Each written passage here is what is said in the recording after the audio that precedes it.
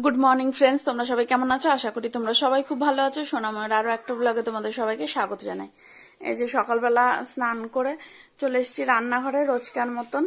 আজকে না কেমন মাথাটা ব্যথা করছিল, সকালবেলা ঘুম থেকে উঠেই ভালো লাগছিল না, চোখ মুখগুলো কেমন ফোলা ফোলা লাগছে। এগুলো কিছু পরিষ্কার করিনি, গরু এসছে, চককে খাওয়াচ্ছিলাম তাই হাত ভেজা।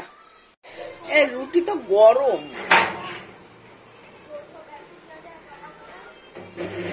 দাঁড়া দাঁড়া, গরম গরম রুটি, দাঁড়া দাঁড়া, আবার ছ্যাঁকা লাগবে দেখি। এই যে আর একজন,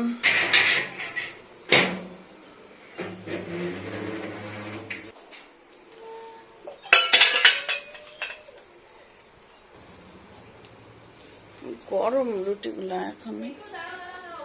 হ্যাঁ একটু পরে দি না। ওই দেখো কিভাবে সরিয়ে দিল গেটটা। আচ্ছা, ওর পাপা এখন পুজো দিচ্ছে, আমি রুটি করে এসেছি। ওই দেখো একজন এসে দাঁড়িয়ে আছে, খেতে বসছি।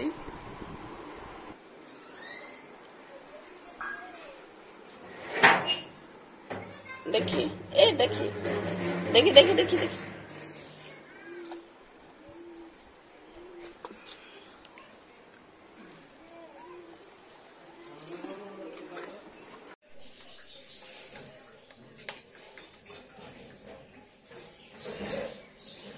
তেলটা বেড়ে গেছে।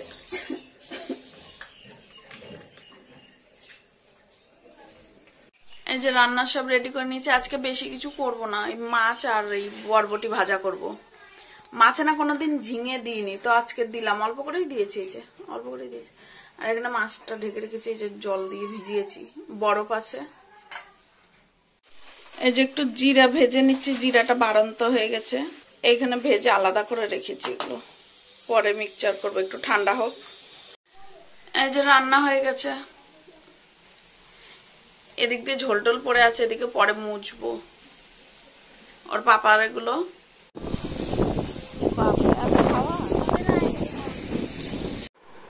ওর পাপা হাটে গেছিল, সবজি নিয়ে এসছে, এখন এগুলো উঠাবো।